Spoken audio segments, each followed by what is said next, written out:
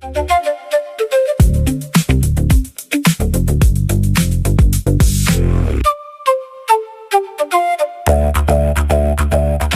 afternoon. Welcome to the First Nations News Podcast. My name is Peter Harris. First of all, I'd like to acknowledge the traditional owners of the land on which we're sitting on. We are currently sitting on Whadjuk Noongar Boodja, so we'd like to acknowledge traditional owners, elders past, present and emerging. I'd also like to acknowledge traditional owners all around Australia from wherever you're watching. Today we are joined by the effervescent Liza Fraser-Gooda, who's going to share some of her story and some of the great work she's been doing in community and business-wise. So welcome, Liza. Thank you for coming. How are you today? Hi, Peter. Super excited to be on set for your first ever First Nations podcast. So thank you for the invitation. Thank you. So let's start off. Obviously, me personally, I know a little bit about your story, but for some of our guests, let's start off with a bit of your background. I know you're a proud Bidjara woman, but you do have connections elsewhere. So how about we just give us a little bit of a rundown on where you're from and some of your early career? Sure. I am a proud Bidjara Ghangulu and Iman woman, originally from Rockhampton, the land of the Daranbil Nation, but been living on Whadjuk Boodja since 2003. So I feel it's my home away from home. I am a early career. What would you like to know? Obviously, personally, I know that you're mixed up in a few different businesses and a couple of foundations that are doing great work in the community. You don't just land there. You've obviously got a professional background. So, what's some of that early career that sort of shaped you? Some of your role models that have helped you land on your feet, doing some of the work that you're doing now. Okay, so early career, I would say that I'm a businesswoman. So I started my first business back in 1998. Yeah. I was in a business partnership with another Aboriginal woman, Mullinjali woman, Dina Paulson. Together we created Australia's first Aboriginal women's calendar. So at that time, there was no Aboriginal representation or Indigenous representation of our mob in, the fashion or in magazines or on the catwalks. And it was an interesting time. I had a younger sister who wanted to be a model. So she was living in Melbourne at the time and going to all these modelling agencies and she was knocked back. So I could see that she was depleted in her spirit and I didn't want that for her. So as a big sister, I thought, let's go and create our own calendar to showcase the beauty of us as Aboriginal and Torres Strait Islander women in Australia. So that was one of the the drive to pursue business. As a young girl growing up, I've always wanted to do business. I was in high school and I went to a private school called the Range Convent, and I saw all my rich friends and I was asking them, how do you get, you live in this beautiful home, you go on these overseas holidays, you've got, all these nice latest trends and, Walkmans and CD disc players. And I just wanted to know what their family did. So I asked the question of what their parents do, and they said they own this business or dad's a CEO of this company, and I thought that's something that I wanted to be growing up. So which led to the Janali calendar, and going through that was an awesome time because we got to co-produce 2 Australian calendars featuring Aboriginal women and featuring in Vogue, Clio, Cosmo, FHM, doing the Melbourne Fashion Week, walking in the mall in the Brisbane Mall, and also through those other experiences, I've also was a part of the Dreamtime project, which took our girls to New York, where we opened the New York Fashion Week in collaboration with an Australian designer. So through that led me into coming over to Perth. Yep. My business partner at the time, Dina, fell in love with a German comedian and then went to Germany. I had connections. My Uncle Michael was living in Perth at the time, and also connection with Barry, my former husband and business partner still. And that was one of the reasons I came over to Perth. So from Perth, we just created SafeSpear and SafeSpear Safety, and then went on to SafeSpear. So, wow, obviously early career, you've always been an entrepreneur, always been a businesswoman, business person. From, some of that stuff I think people wouldn't realise. Early career, New York Fashion Show, Vogue. These are some big events, obviously exposure for our young women. In those early days, going through that transition, some of the challenges. I mean, I personally, business is not easy, and there are some challenges. For you as a young Aboriginal woman in the business world, especially in that business world, were there any challenges along the way you had to navigate, and how did you attack those or take them on? Yeah, when Dina and I started Janelli Productions back in 1998, you're looking at small business. There was only a handful. Yeah. To now where our business economy is, in Australia, I believe we've got over 13,000 businesses that are here, that we generate $16 billion that contributes to our economy. When you look back 20 years ago or 26 years ago, we didn't really have any guidance or any support from a business, small business scenario to what everyone gets now from, Indigenous Business Australia. Yep. You've got your Chamber of Commerce that provides all that business supports as well. So it was really challenging. We were two Aboriginal women that had this, dream of creating the calendar.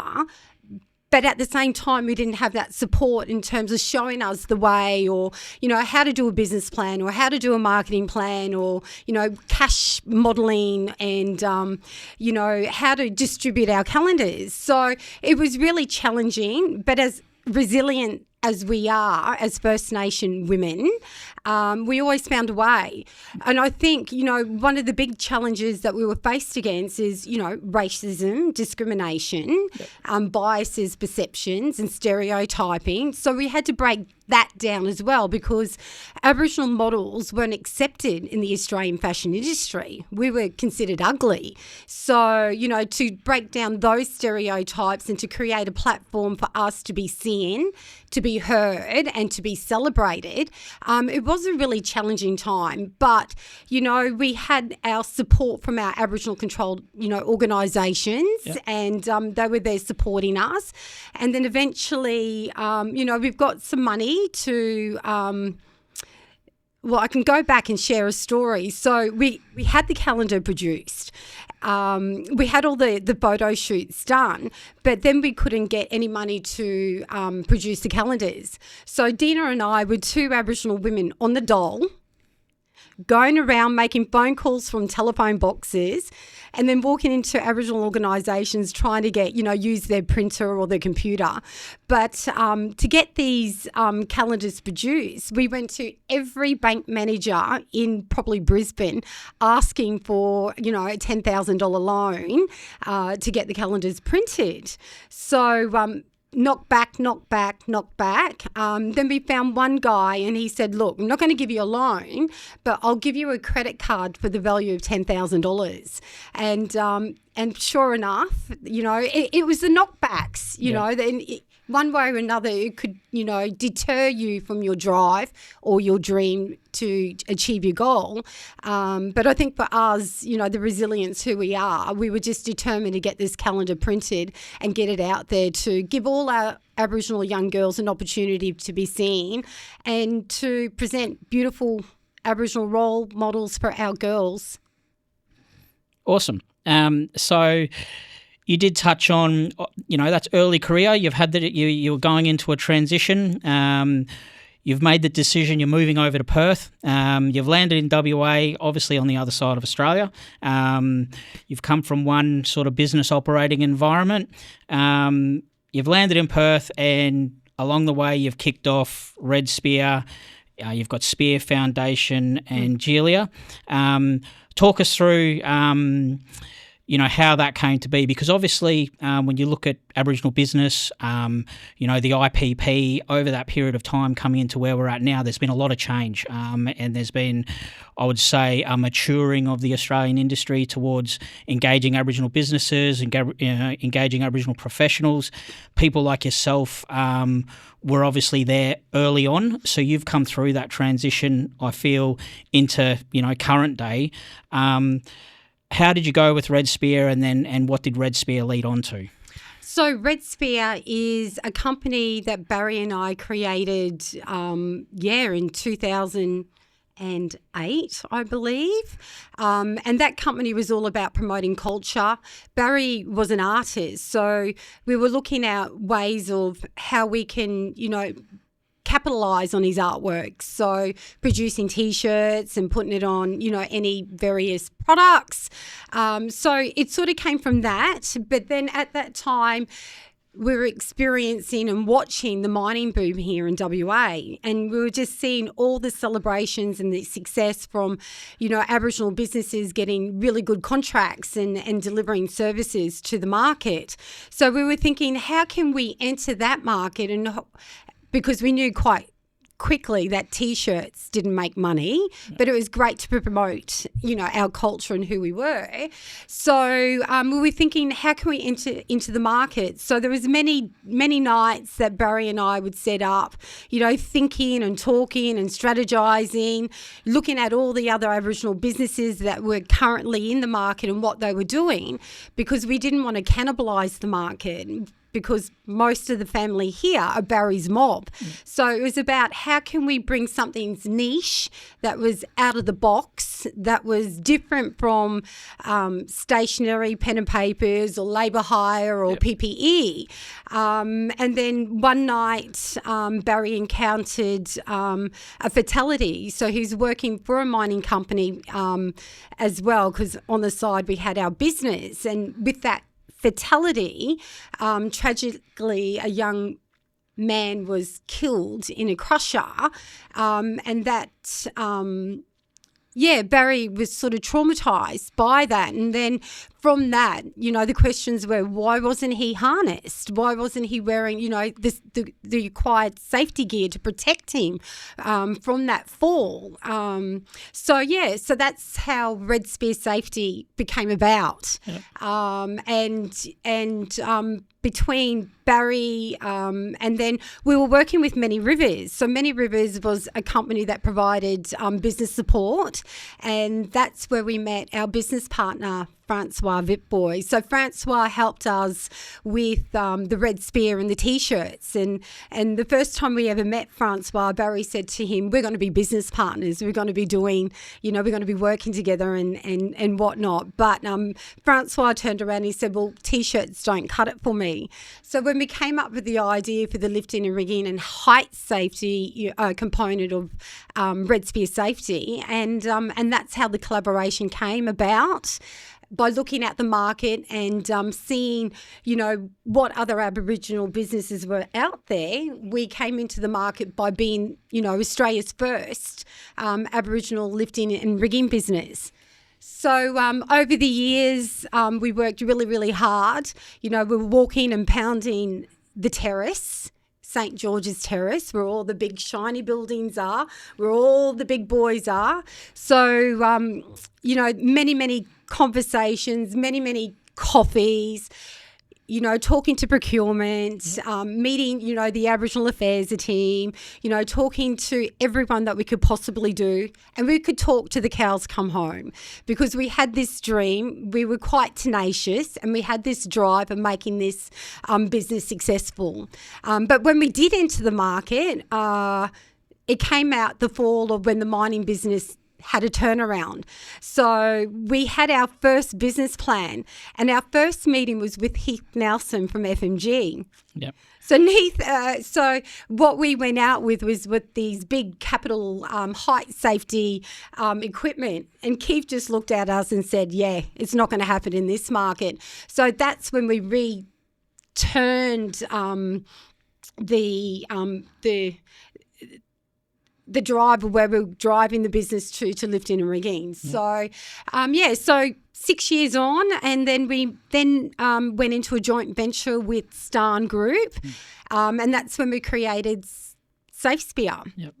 So SafeSpear is another company or another arm to the Spear Group, and we were in partnership with them for about 18 months, and then we quickly, or a joint venture if you want to call it, then we quickly realised that our values didn't align, and we were quite staunch and strong in being Aboriginal businesses. We weren't one of those that were going to sit back and just allow them to tick the box, because we wanted to be a part of the decision-making process and ensuring that us as Aboriginal businesses had a proper seat, and to ensure that that joint venture partner was legit and real. And so within 18 months we brought them out. So that was probably, I believe we were the first Aboriginal business within Australia to buy out their first international joint venture partnership. Yep. So that was pretty much exciting for us. And and over the years, there's definitely been, business is a challenge every day. Yeah. Every day you're putting out fires. So it's definitely been a really big journey, because, when we came back 14 years ago, it was really the start of Aboriginal businesses being in the market, and we were really, trying to make a change at the table with the procurement mob, and trying to sell our products and services. And it was quite frustrating, to continually have those conversations. It came to an analogy where we would just say, we're like any other corner shop. So all those corner shops sells Peter ice creams. Yeah. And we were saying we're just like that, but we're another corner shop selling exactly the same, the item, the same product. But it was, it was a challenge. But when you look at it, I think, us as, as an Aboriginal business, we were the frontiers in driving change and creating, those pathways, and negotiating, good terms, and, negotiating contracts. They would have these big contracts that were put out, and when we'd looked at the contracts, we could only service, a bit of that contract, and then, we, negotiated with them to do a different service agreement with us so we can enter the market. And I guess once we've done that, it was just a snowball effect, and we were quite happy. FMG, Andrew Forrest and Nicola, with their dream and what they did in allowing Aboriginal businesses, with the $1 billion project that they did for businesses to be entering into their space to service and deliver on their sites.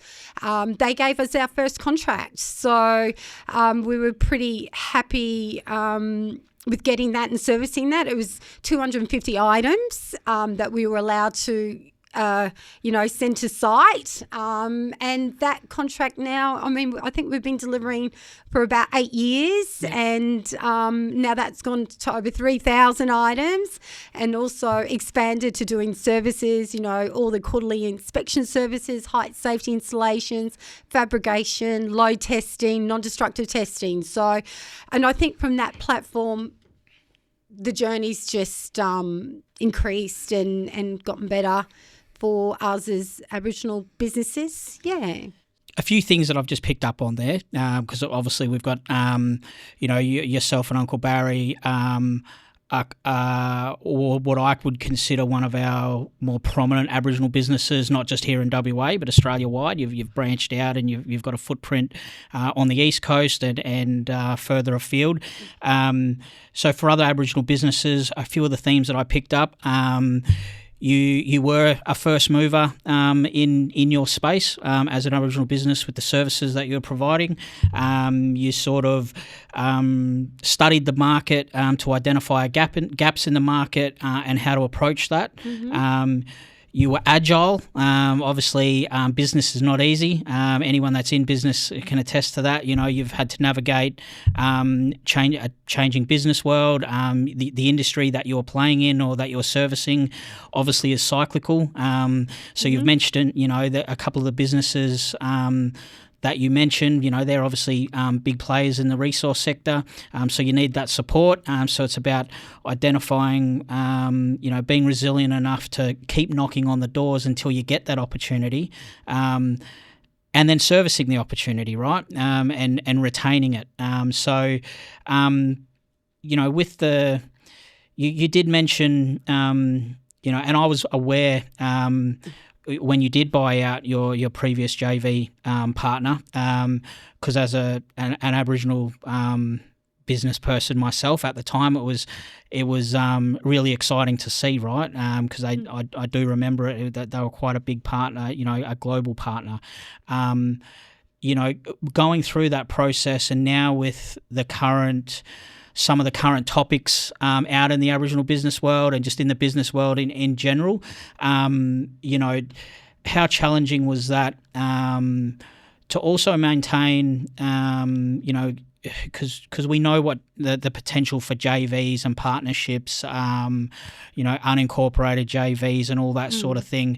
How important was it to have the support of not only Uncle Barry, but people like Francois and your other allies within the business to stick to your values and not be railroaded, so to speak, by a bigger player? Because that can be stressful. Well, you say we're punching above your weight. Punching above our weight. Yeah. We always did, I think, as a board, between Barry, Francois, Aaron and I, he's our other business partner as well, which we brought in to the SafeSpear venture that we embarked on. Yeah, it was always a journey, but we had to stay strong to our values and who we were as a company, and stay strong to our strategic vision and to our mission and what we believed. And I think, we wanted to stand true in terms of, because when we originally started Red Spear Safety, we did have an opportunity to go into a joint venture, but we chose not to do that because we wanted to, when Barry, Francois and I started Red Spear Safety, we had Francois, who's a classical pianist and a marketing degree. Then you had Barry, who's an artist. And then me, being fashion and an events coordinator. We had all these different, skill sets. But what we did have was this vision that we wanted to stay true to. But we chose to stay true because we wanted to be role models for, the other, startup Aboriginal businesses that were coming through. We wanted to be strong in the decision to stand, to say that we are capable as Aboriginal businesses to buy out our joint ventures. Truly, for me, joint ventures should be only an interim. There should be an interim of skills transferring to those Aboriginal partners to teach them, to make them understand the business world, allow them to drive their own self-determination and destiny in driving that business.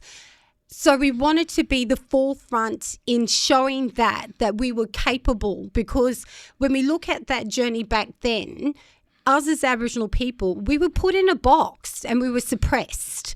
So it was, how do we break down those glass barriers that existed in front of us? And I think that decision was true for us to stand strong and to, believe in and stay, to our cultural values, to our business values, and to who we were as business leaders, that was the direction that we wanted to go. And, business is it's stressful, but it's fun. Yeah. And So you mentioned fun. Obviously, we've touched on SafeSpear, RedSpear. There is another foundation which I sort of briefly, is it Julia? The Spear Foundation. You've got Spear, and what's the other? From my community role, or the leadership role that I do, I sit on two foundations. Yep. So I co-chair the FISH, which is the Foundation of Indigenous Sustainable Health. Yep. I've been on that board for about 8 years. When I started on that board, and I guess one of the reasons why I wanted to be on that board, because I've got a passion in justice. I'm solution orientated. So when I see a crisis, I want to create a solution. And I saw FISH as that vehicle to be a part of, to help drive that passion that I have in making change for our mob that are in the justice space.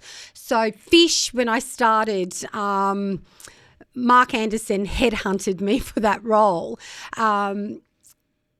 We had no money in the bank. So we had about $800, and then our CEO at the time, Mark, and director, he worked for the foundation for the first 3 years with nothing, so we couldn't pay him.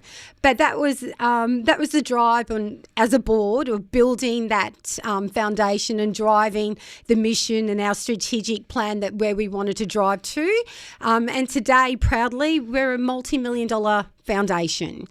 Also, the other foundation that I co-chair, and which is I'm one of the founders, along with Barry and Francois, is the Spear Foundation. I think as an Aboriginal business and as Aboriginal leaders, or as cultural leadership, we have a responsibility to help and to drive change, to give back to our community. And we wanted to share our profits. We wanted to share our dividends with our community, because that's what we do as Aboriginal people. We share.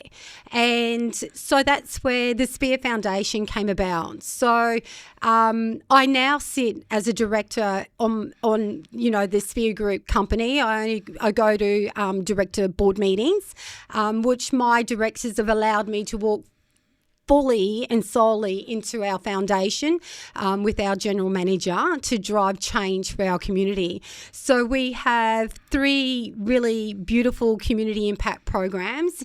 One is the Everlasting Elders, so strengthening our elders. They are the pinnacle of who we are.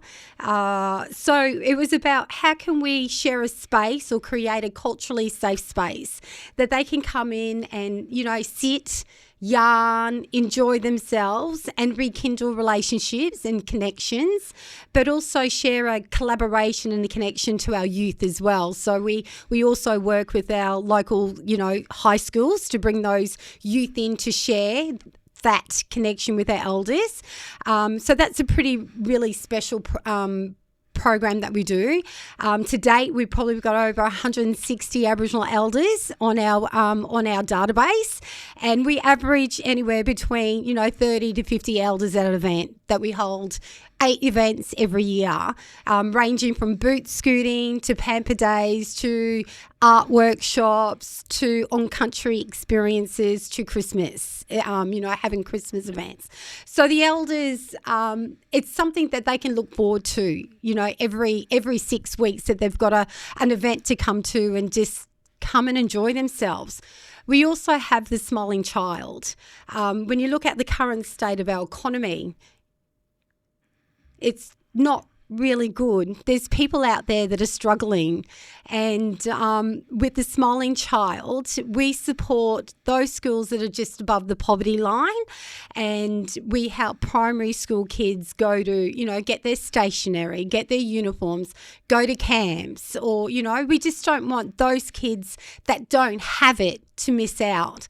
And I think that program came about with Barry and Francois being one of those kids that didn't have the opportunities. is. And I think Barry's quite traumatised because he got to miss out on him and his family were living in Calabarin, and they had this school excursion where all the kids in the school got to travel to Perth to go to the Peter ice cream factory. And unfortunately, my Barry's, mum and dad couldn't afford for him to go. And he was one of those kids that had to sit back in the classroom doing, other work and watching all those other kids jump on the bus, and then coming back after, a great successful trip, talking about the ice creams that they had.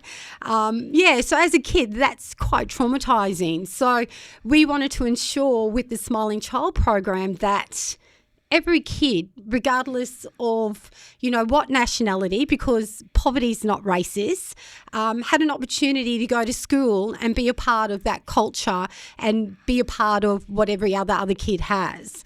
And thirdly, the other program that we have is the Gelia program, which is my baby, my vision. And that was about creating a program where our young Aboriginal girls have a platform or a pathway for a life of being free of poverty and having economic independence. So it's focusing on young women 15 to 18 that are engaged in the justice space, but it's early prevention and intervention that we're targeting, because I think when you look at the current state of our justice system, or within Australia, we don't inject a lot of money into early intervention and prevention, but we've got to be smart on what type of programs that we create, because we don't want to be wasting money, because we want we want an outcome where these girls are leading into employment, and we're setting them up, we're giving them skills to be that independent, strong, career-minded, culturally strong women. And that's what we've got. So we're launching that. I've got this incredible, amazing, our other board member, Dawn, and, she shares the same drive and passion with me, and her and I are just a match made in heaven, that are really going out, changing the narrative of justice and how we, bring a cultural solution and building a bridge between the justice system, the community and us in driving, closing the gap.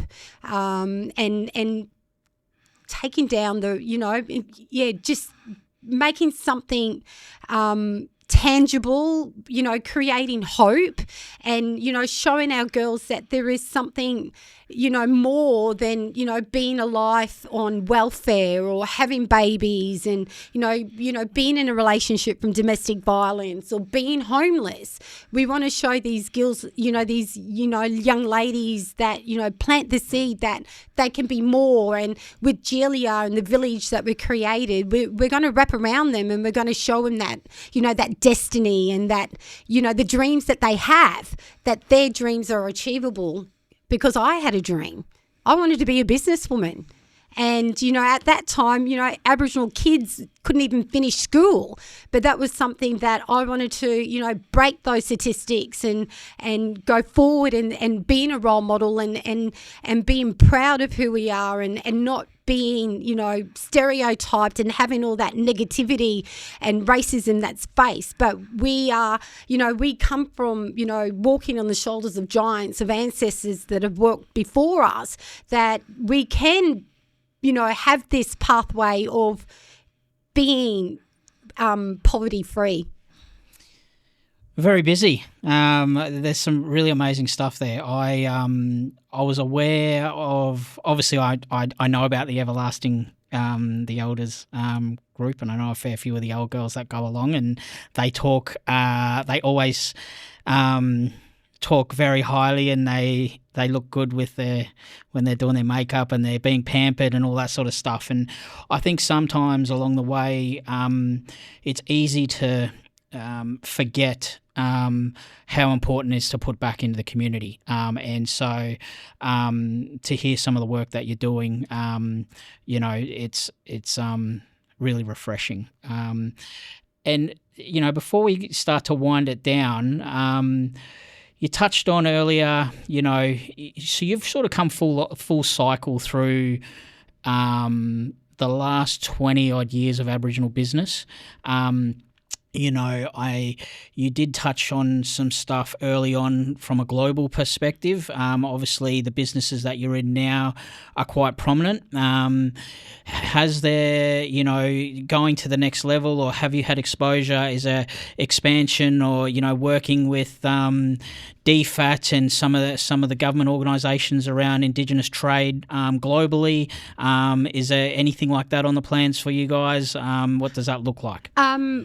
We do provide services internationally. So we are, as SafeSpear, we do go overseas and do services. So for us, we are in that market.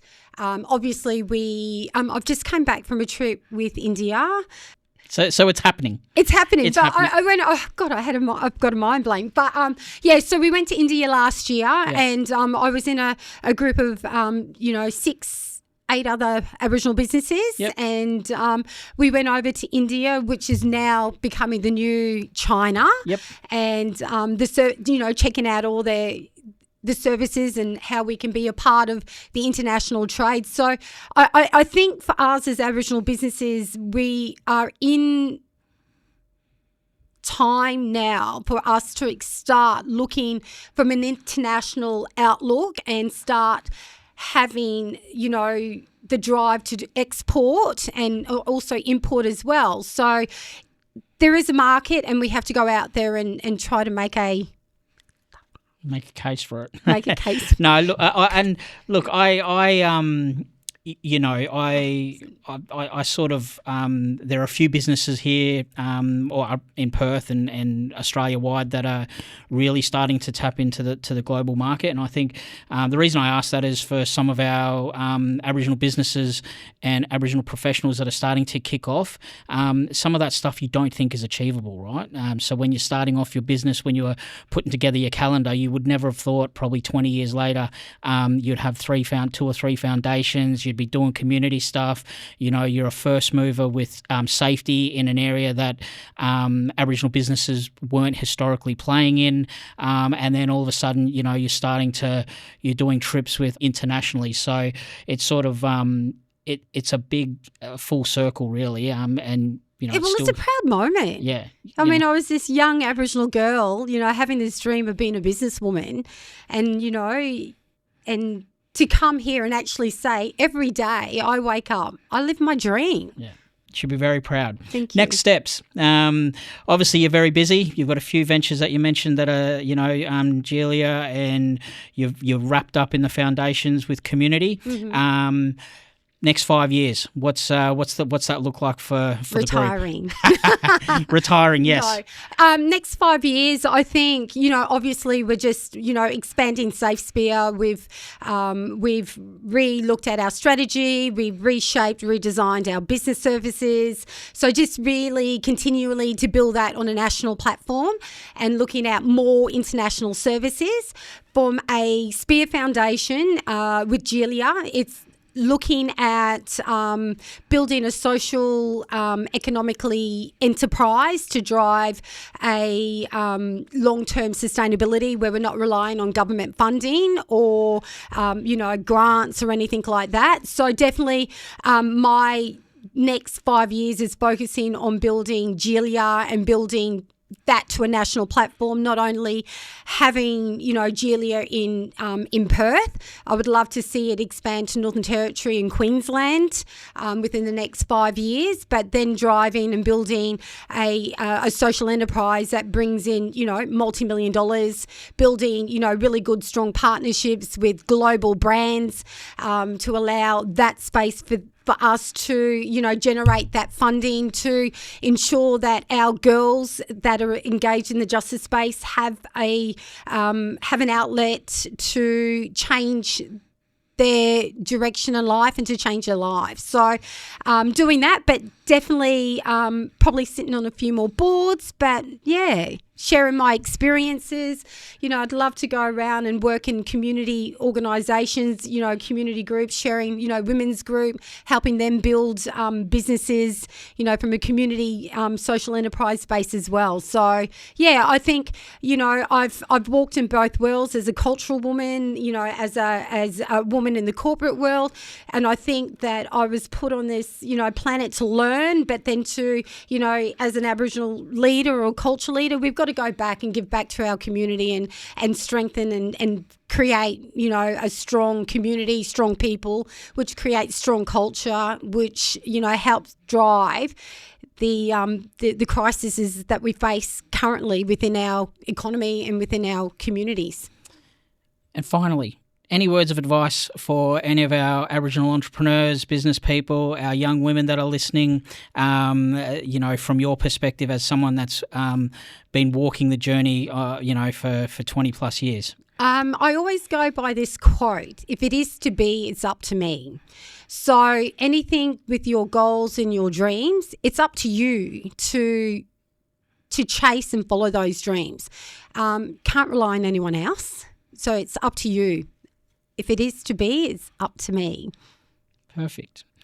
Thank you. That was pretty inspiring. There's some things there that I personally have learnt, and I'm sure some of our, a lot of our listeners will take on board. Really appreciate you giving us your time today, and looking forward to the next one. Thank you, Peter. I appreciate the opportunity. Thank you, listeners. So thank you. A big thank you to everyone that's listening. I just want to reiterate, again, big thank you to Liza. Having somebody of her calibre here today, we're very privileged. Also want to give a big thank you to Aviso Specialty, our foundational member, foundational sponsor, for supporting First Nations News, and a big thank you to Yellowgate, who's also a sponsor partner with us. Again, thank you for listening. Hope you enjoyed it. And we'll see you in the next one.